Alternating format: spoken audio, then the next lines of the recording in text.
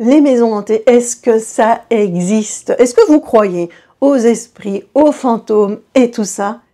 Eh bien, savez-vous que moi j'ai vécu dans 2 maisons hantées. Ça a commencé quand j'avais 8 ans et que j'habitais dans une maison à Bruxelles. Oh, j'étais toute jeune et j'ai eu très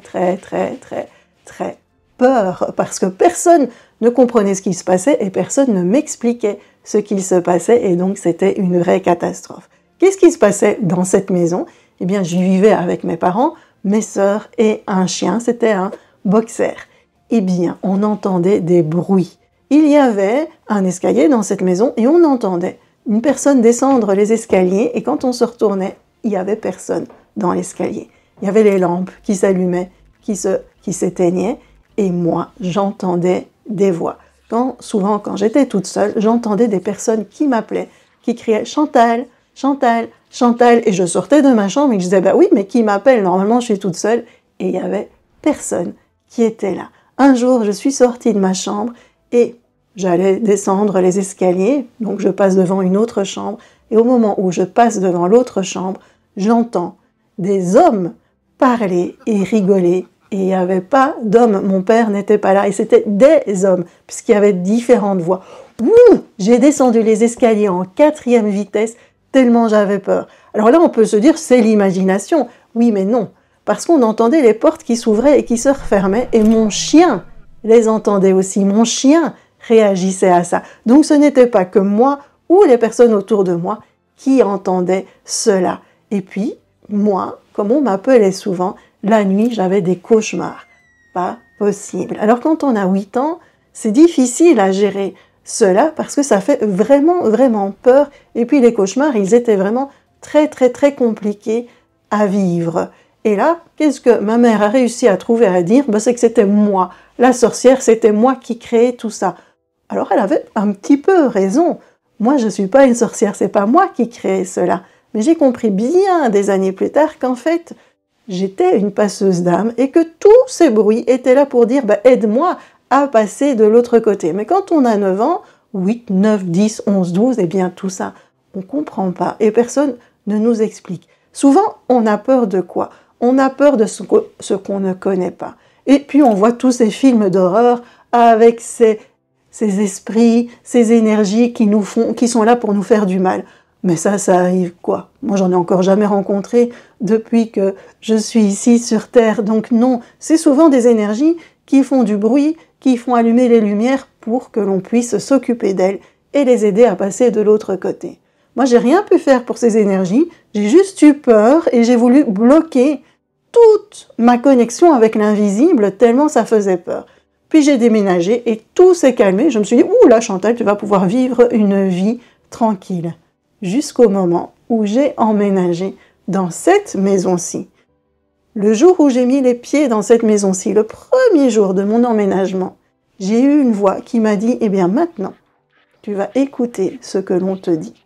Après, j'ai plus jamais entendu d'autres voix, mais j'ai eu plein d'autres choses. Là aussi, les portes s'ouvraient toutes seules, les chasses d'eau se mettaient en route toutes seules, ma porte de la chambre claquait tout le temps. Et il y a eu un jour où c'était une catastrophe. Je prenais un bain tranquillement et j'ai entendu la porte d'entrée de ma maison s'ouvrir, elle grinçait, je l'ai entendue se refermer. J'ai entendu la porte de la cave s'ouvrir et se refermer. Et je me dis, qu'est-ce que mon mari va faire dans la cave? Et puis au bout de 10 minutes, je ressors du bain parce que je me dis, mais qu'est-ce qu'il fait? Est-ce qu'il lui est arrivé quelque chose? Et il n'y avait personne.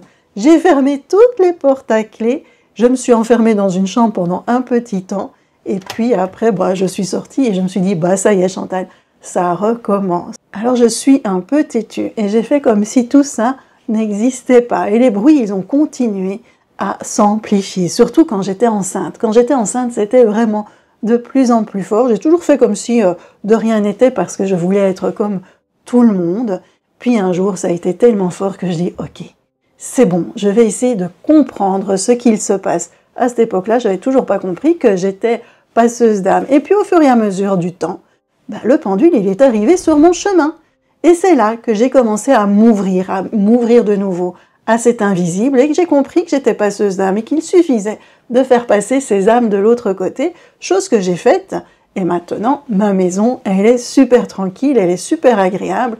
Et puis grâce au channeling, j'ai reçu des méthodes juste extraordinaires pour travailler sur ma maison, pour qu'elle ait une énergie qui soit à tout moment exceptionnelle. Et donc, on peut se ressourcer dans cette maison. Et bien sûr, maintenant, j'aide des âmes à passer de l'autre côté. Pourquoi c'est important d'aider les âmes à passer de l'autre côté? Tout simplement parce que quand elles sont coincées ici, elles sont pas bien. Et puis pour rester ici, elles ont besoin d'énergie et donc elles viennent pomper nos énergies. Pour ça que parfois on est fatigué dans des lieux parce qu'il y a des âmes qui ont besoin de nous. Parfois quand je rentre dans un magasin, tout à coup j'ai l'impression qu'il y a un quart d'âme, d'esprit qui vient pour me voir et pour que je les aide. Bon, hop, c'est fait, je m'en occupe assez rapidement et tout redevient ok. Et moi je peux aller dans le magasin tranquillement ou sinon je sens vraiment toutes ces énergies autour de moi et ça me fatigue au fur et à mesure du temps. Voilà pourquoi on est fatigué. Elles ont besoin d'énergie et donc elles viennent pomper dans nos énergies. Mais elles, c'est quoi leur objectif? C'est de pouvoir être bien et donc en les aidant à aller de l'autre côté, elles vont pouvoir continuer leur chemin en étant bien. Et c'est ça aussi aider la Terre énergétiquement, c'est de permettre à toutes ces âmes qui en ont besoin de passer de l'autre côté. Et on a besoin de beaucoup de passeurs d'âmes pour cela. Plus il y a de personnes qui peuvent le faire, plus cette terre va aussi rayonner énergétiquement. Et donc, on va pouvoir voir un monde, je dirais, entre guillemets, meilleur. Ça, c'est mon côté optimiste et un petit peu innocent.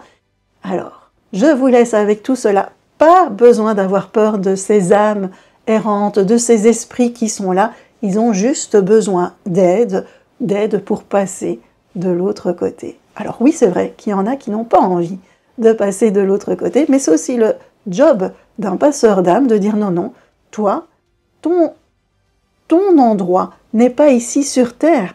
Toi, ton endroit, c'est d'être de l'autre côté et donc, vas-y. Un bon passeur d'âme peut faire passer toutes les âmes de l'autre côté, même celles qui n'ont pas envie de passer. On parle un petit peu avec elles, on leur explique les choses et tout se fait de manière fluide, avec amour. Et c'est là que le channeling est intéressant, parce qu'on va recevoir des aides d'énergie qu'on ne connaît pas, d'énergie invisible, on va pouvoir être en connexion avec ces âmes qui ont besoin d'aide, et donc là, c'est magique, et on apporte notre petite contribution à la planète.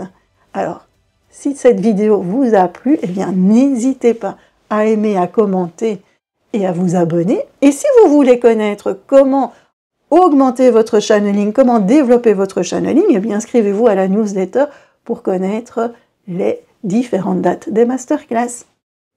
Je vous dis à tout bientôt et je vous fais des gros bisous. À bientôt.